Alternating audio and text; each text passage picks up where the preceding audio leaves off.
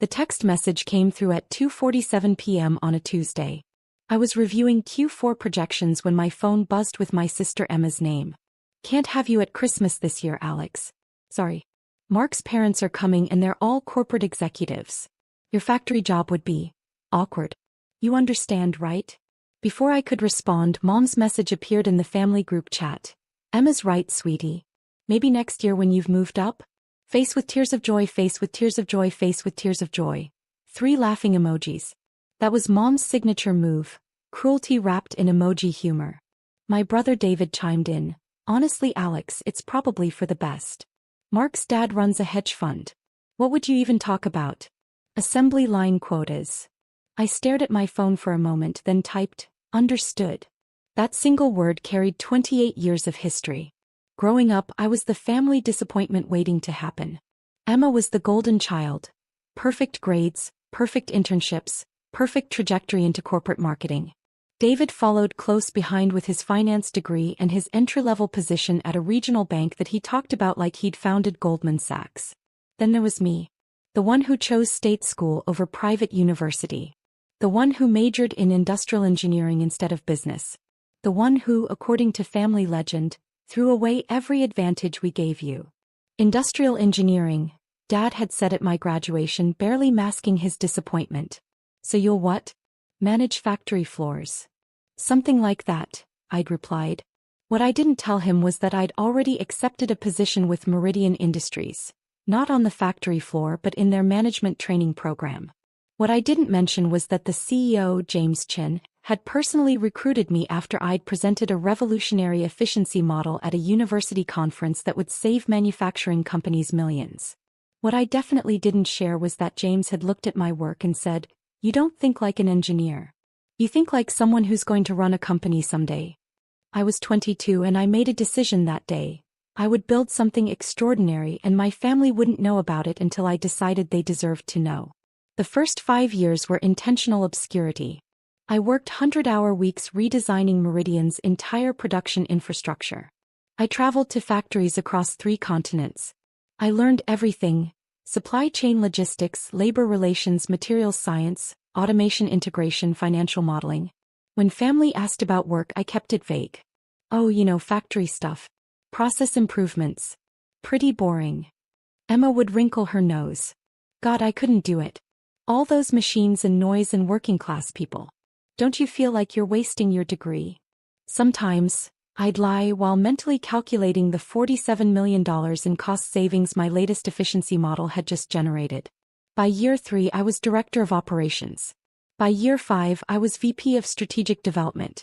By year 7, James Chin called me into his office with an offer that would change everything. "I'm retiring in 18 months, he said. "The board wants you as CO. I was 29 years old. "There's a condition," James continued. "We're going public. The IPO will make this a $200 million company overnight. Maybe $300 million within 2 years. You'll own 22% through stock options and performance incentives. Are you ready for that spotlight?" I thought about my family. About the laughing emojis and the condescending questions about my factory job. About being uninvited from Christmas because I'd embarrass my sister in front of her executive future in-laws. "I'm ready," I said. "But I want to control the narrative. Keep my name out of the press until after the IPO. No Forbes profiles, no media appearances. We announced the transition 6 months after we're public and the stock has stabilized." James raised an eyebrow. "That's unusual." "I have my reasons." He studied me for a moment, then nodded. "Your company, your rules. Soon anyway." The IPO happened on a Tuesday in March. Meridian Industries went public at $18 per share. By market close, we were at $31. The company was valued at $387 million. My 22% stake was worth $85 million on paper. I celebrated by eating takeout Chinese food in my home office, reviewing acquisition targets. The family group chat was active that night. Emma was planning her June wedding to Mark Stevenson, whose father Richard owned Stevenson Capital Management. The wedding budget had apparently hit $150,000. "Mark's being so generous," Emma gushed. "His parents are contributing $75,000. Can you imagine?" Mom responded, That's what happens when you marry into quality, sweetie. Not like some people who'll probably end up with a factory worker husband face with tears of joy. I didn't respond. I was too busy approving the purchase of a controlling interest in 3 suppliers that would vertically integrate our supply chain and add another $50 million to our valuation. Over the next 6 months, I transformed Meridian into an industry giant. We acquired 2 competitors, opened manufacturing facilities in 4 new countries, and pioneered automation technology that MIT would later call revolutionary. Our stock climbed to $52 per share. The company was now worth $680 million. My personal net worth crossed $149 million. Forbes called requesting an interview with our mysterious CEO. I declined. Wall Street Journal wanted a profile. I sent our PR director instead. I attended board meetings, supplier negotiations, and strategic sessions, but I stayed out of the public eye. At family dinners, the ones I was invited to, I remained Alex, who works at that factory. Still doing the factory thing? Uncle Robert asked at Thanksgiving. Still there, I confirmed, cutting my turkey. Well, at least it's steady work, he said, the way you'd compliment someone for showing up consistently to a mediocre job. In this economy, steady is good. Emma jumped in. Alex is actually really good at what she does. I mean, it's not glamorous, but someone has to manage those types of workers, right? She said it like she was defending me, completely unaware how condescending she sounded. Mark, her fiancé, sat beside her looking uncomfortable.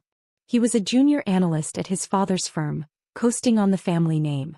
We'd been introduced 3 times and he'd never remembered meeting me before. What kind of factory? He asked politely.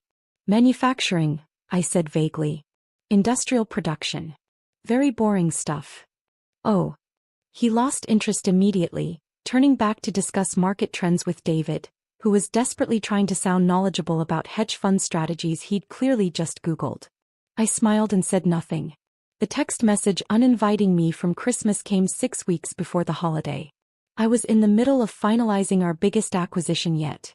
A $200 million purchase of Techform Industries that would make us the dominant player in automated manufacturing systems. Emma's words stung less than they might have years ago. By now, I'd built something so far beyond her comprehension that her judgment felt like a child critiquing a symphony. But Mom's laughing emojis? David's comment about assembly line quotas? Those activated something cold and strategic in me. I forwarded the message thread to my executive assistant, Sarah. Pull everything we have on Stevenson Capital Management, I wrote. Financials, client list, portfolio performance, personnel. I want to know what Mark Stevenson does there and how their firm is performing. Sarah's response came 2 hours later. It was thorough. Stevenson Capital Management was struggling. They'd made several bad bets on tech stocks and lost $40 million in the last 18 months. They were actively seeking capital infusions to stay afloat. Mark's role was junior analyst, basically a title his father gave him to justify his salary. He'd made exactly 0 successful investment recommendations in 2 years. And the kicker, they'd been trying to schedule a meeting with Meridian Industries for 4 months, hoping to pitch themselves as our investment management partner for our corporate treasury. Our CFO had been politely declining, saying our CEO would need to approve any such relationship. I smiled at my computer screen. Sarah, I wrote back, schedule that meeting with Stevenson Capital. Tell them our CEO will attend personally. December 20th, 2 p.m. Do not mention my name, just confirm the CEO will be there. Understood, she replied. Then after a pause, this is going to be fun, isn't it? Extremely, I typed. December 20th arrived with clear skies and temperatures hovering around freezing. I dressed carefully that morning.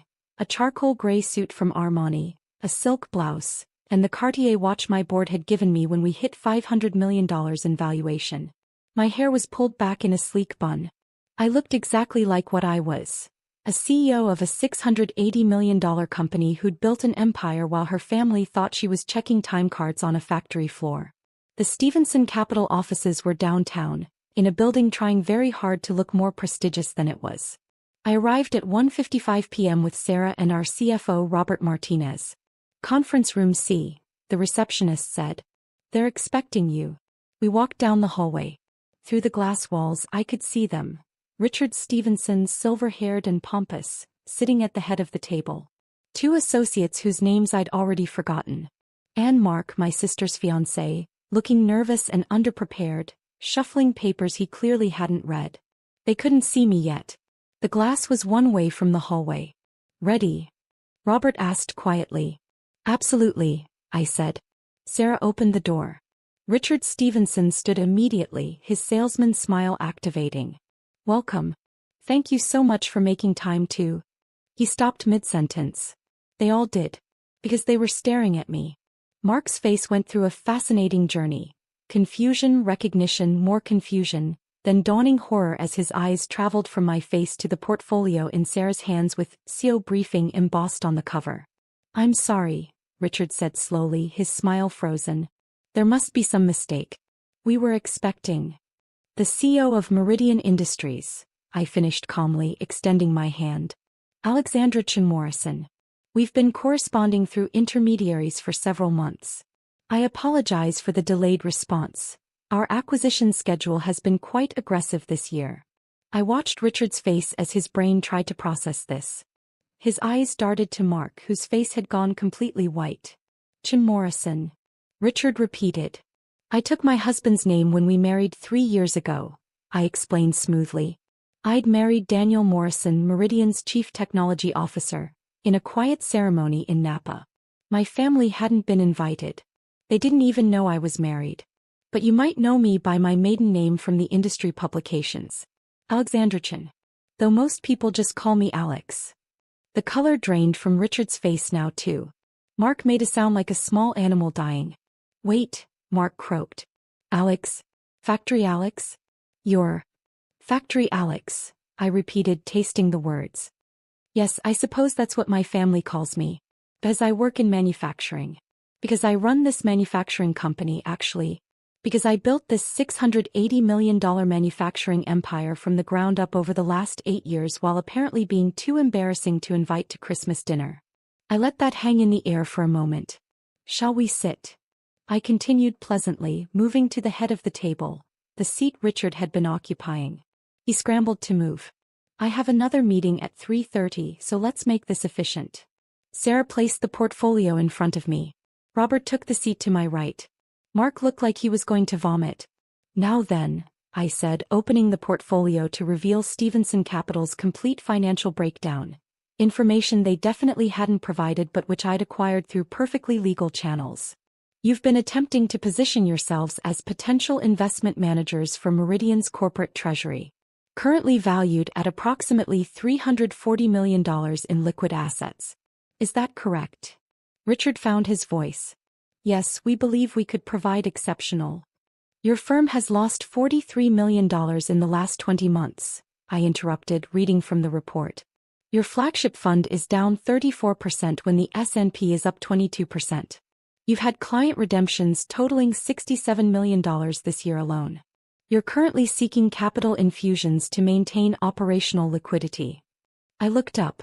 Does that sound like a firm I should trust with $340 million? The silence was deafening. Mark's voice came out strangled. "Alex, I didn't. Emma said you worked on a factory floor. She said you were..." she said. "Embarrassing." I supplied helpfully. "Yes, I got that text. Your factory job would ruin everything." I believe those were her exact words. Followed by my mother's laughing emojis and my brother's comment about assembly line quotas. I pulled out my phone and with theatrical precision found the message thread and turned it toward Richard. "This is from 6 weeks ago. That's your future daughter-in-law, explaining why I couldn't attend Christmas dinner because my job would be too awkward around your executive family." Richard's face went from white to red. "Mark, what the hell?" "I didn't know." Mark shouted. "How was I supposed to know?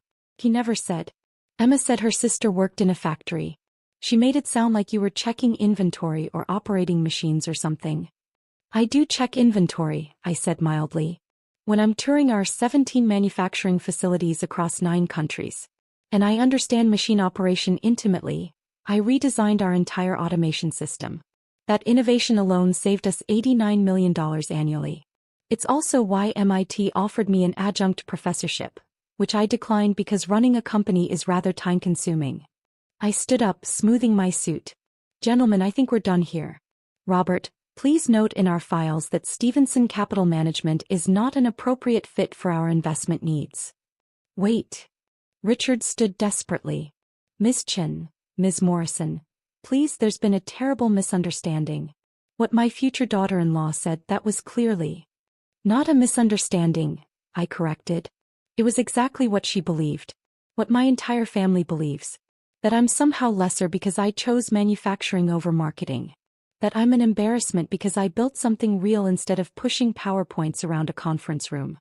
I turned to Mark, who looked like he wanted to disappear into the floor. You should probably call Emma. Tell her that her embarrassing factory worker sister just denied your father's firm a potential $340 million account. Tell her that the working-class people I manage include 1,200 employees across 3 continents, 47 of whom have PhDs. Tell her that the boring factory stuff I do resulted in a company valuation that makes your father's entire firm look like a lemonade stand. Please, Mark whispered. The wedding is in 6 months. Emma will kill you, I suggested. Yes, probably. But that's not really my concern, is it? After all, I won't be at the wedding.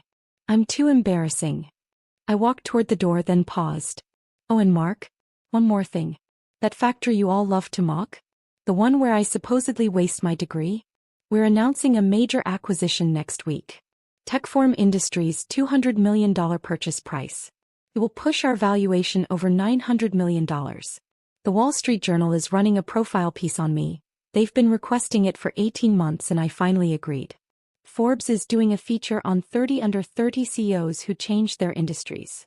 I'll be on the cover. I smiled. So in about 10 days, everyone in your father's professional circle, everyone Emma has been bragging to about marrying into an executive family, will know exactly who I am. They'll know that the Stevensons tried to land Meridian as a client. And they'll know that the CEO personally declined because your firm's performance was too risky. I let that sink in. How do you think that plays at country club brunches, Mark? His face answered for him. Merry Christmas, I said and walked out. I made it to my car before my phone started exploding. The first call was from Emma. I didn't answer. The second was from Mom. Declined. The third was from David, which was interesting. He usually stayed out of family drama. I let them all go to voicemail and drove back to the office. Sarah met me at the elevator with a grin. Mark Stevenson called 4 times. Your mother called twice. Your sister has called 7 times and sent 14 text messages. Your brother left a voicemail that was mostly just him saying, "What the hell?" repeatedly. Perfect, I said. Block their numbers from my office line. Personal phone too, actually. Already done, Sarah confirmed. Also, your husband called. He saw the Stevenson meeting on your calendar and wanted to know if he should prepare bail money. I laughed. Daniel understood exactly what today had been about. Tell him I'll be home for dinner. We're celebrating. By evening, the voicemails had reached epic proportions. Emma's first message. Alex, Mark just told me the craziest story. Call me back immediately. This is insane. You're a CEO? Since when? Why didn't you tell us? Emma's 5th message. Okay, I'm reading about your company online and Alex, I don't understand. Why would you hide this? Why would you let us think you were just... Call me back. Please. Emma's 10th message. Mark's dad is furious. He says you humiliated them. He says you deliberately deceived us. Alex, the wedding is in 6 months. Mark's family is talking about calling it off. How could you do this to me? There was. Not, I'm sorry I uninvited you from Christmas. Not, I'm sorry I was ashamed of you.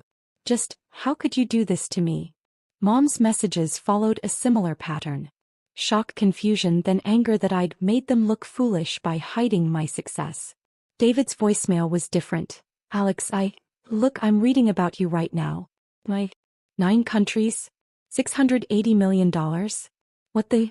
Why didn't you say something? We've been treating you like... I get it now. I get why you didn't say something. Call me back. Please. I owe you an apology. At least David was capable of basic self-reflection. I didn't call any of them back. The next morning, my executive assistant forwarded me an email that had come through our corporate contact form. It was from Richard Stevenson. Ms. Morrison, I hope we can discuss yesterday's meeting more calmly. There have clearly been family miscommunications that affected everyone's perception. I would appreciate the opportunity to. I deleted it without finishing. An hour later, Emma showed up at Meridian's headquarters. Security called my office. Ms. Morrison, there's an Emma Chin in the lobby demanding to see you. She says she's your sister. She's quite insistent. Have security escort her out, I said calmly. Add her to the banned visitors list. Understood. 20 minutes later, my personal cell phone rang from a number I didn't recognize. Against my better judgment, I answered. Alex. Finally. They threw me out of your building. Emma's voice was shrill. Security. Your security threw me out. I'm your sister. You're a person who uninvited me from Christmas because my job was embarrassing, I corrected. That's not the same as being my sister. I didn't know. You didn't know because you never asked. You assumed. You looked at my life, decided it was beneath you and treated me accordingly. For 8 years, Emma. 8 years of condescending comments and pitying looks and being excluded from family events because I didn't fit your image. I'm sorry. I'm sorry. I was wrong. But Alex, you have to understand. Mark's family is furious. They're talking about calling off the wedding. His father says you made them look incompetent in front of their whole firm. You have to fix this. The audacity was breathtaking. I have to fix this? I repeated slowly. Emma, let me be crystal clear. I built a $680 million company while you and Mom and David mocked me at every family dinner. I revolutionized an entire industry while you sent laughing emojis about my factory job. I earned a spot on the Forbes 30 Under 30 list while you were too embarrassed to have me at Christmas. And now you want me to fix your relationship with your future in-laws because they're upset that I exposed their firm's poor performance. It wasn't like that. It was exactly like that. You know what the worst part is, Emma? I would have told you. If you'd ever, even once, asked about my work with genuine interest instead of condescension, I would have shared everything. But you didn't want to know. You wanted to feel superior. That's not fair. Neither was being uninvited from Christmas. Neither were 8 years of being treated like the family embarrassment. So here's what's going to happen. Nothing. I'm going to do nothing. Mark can explain to his family why their firm isn't qualified to manage our investments. You can explain to your friends why your CEO's sister won't be at your wedding. And I'm going to continue running my company and living my life with people who actually value me. Alex, please. I hung up. The Forbes article came out on December 28th.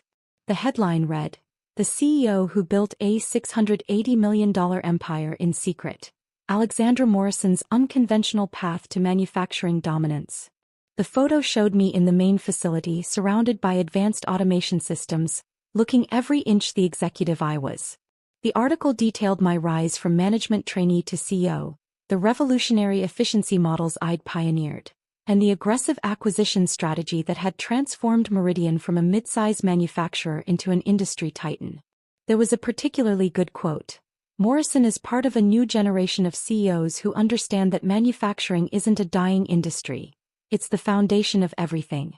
While others chase software and finance, she's building the infrastructure that makes modern life possible. And she's doing it better than anyone else. The Wall Street Journal piece ran the next day with the headline, "The manufacturing mogul you've never heard of until now." By New Year's Eve, I'd received interview requests from Harvard Business Review, Fortune, Bloomberg, and CNBC. I accepted them all. Emma's wedding happened in June. I wasn't there, obviously. I heard through cousins, who'd started reaching out to me with suddenly friendly messages after the Forbes article, that it was nice but tense. Apparently, Mark's family attended, but the Stevensons' social standing had taken a hit when word got out that they'd lost a potential $340 million client because the managing partner's son had insulted the CEO's family. Emma and Mark moved to a smaller apartment than they'd planned. The wedding gift money from Mark's parents was apparently less than expected. Mark's father had suggested he take some time to learn the business, which was corporate speak for, "You screwed up monumentally." Mom tried to arrange a family dinner in July to clear the air. I declined. David was the only one who actually earned his way back into my life. He showed up at my office 6 months after the Stevenson meeting, properly scheduled through my assistant, and spent an hour genuinely apologizing. Not excusing, not explaining, apologizing. I was a condescending jerk, he said simply. I was so busy trying to feel important because of my entry-level bank job that I completely missed the fact that you were actually important. Actually building something. I'm ashamed of how I treated you. It wasn't perfect, but it was real. I appreciate that, I said carefully. I don't expect forgiveness, he continued. I just wanted you to know I see it now. What you built. What we missed. And I'm sorry. We have coffee sometimes now. Slowly rebuilding something that might eventually resemble a sibling relationship. 2 years later, Meridian Industries crossed $1.2 billion in valuation. My personal net worth hit $264 million. We'd expanded into 14 countries and employed over 3,000 people. MIT invited me to deliver the commencement address. The White House asked me to join an advisory committee on American manufacturing. I bought a house in Napa Valley with a view of the mountains. Daniel and I hosted dinner parties for friends from the industry, people who'd earned their seats at my table through respect and capability, not blood relation. Last Christmas, I spent the holiday in Aspen with Daniel, our CFO Robert and his family, and Sarah and her wife. We skied, drank excellent wine, and talked about the $400 million acquisition we were planning for the new year. My phone buzzed on Christmas morning. A message from Emma. Merry Christmas. I know I don't deserve a response. But I want you to know I think about that text every day. I was wrong. About everything. I hope you're having a wonderful holiday. I stared at the message for a long moment, then replied, Merry Christmas, Emma. It wasn't reconciliation. But it was acknowledgement that maybe someday there might be a path forward. Or maybe not. Either way, I'd be fine. Because I'd learned something during those 8 years of building an empire in secret. Family is about who shows up for you, who values you, who sees your worth even when you're still climbing. It's not about who shares your DNA. It's about who shares your table when you get to the top. And my table, metaphorical and literal, was full of people who'd earned their seats. Emma hadn't earned hers yet. Maybe she never would. But that was her loss, not mine. I put down my phone, looked out at the snow-covered mountains and smiled. Somewhere in another state, Mark was probably explaining to his parents why another investment opportunity had fallen through. Somewhere, Emma was probably wishing she could introduce her CEO's sister to her friends. Somewhere, Mom was probably telling people about her successful daughter, while conveniently forgetting the laughing emojis. But here in this moment, in this house I'd bought with money I'd earned building something extraordinary, I was exactly where I belonged. With people who'd never once thought my job was embarrassing. With people who understood that the best revenge isn't cruelty. It's success so complete that their opinion of you becomes irrelevant. And I'd achieved that years ago, on that December day when Mark walked into my office and saw the CEO nameplate on my desk. His screaming had been satisfying. But this life I'd built, this empire I'd created, this table full of people who actually valued me, this was victory.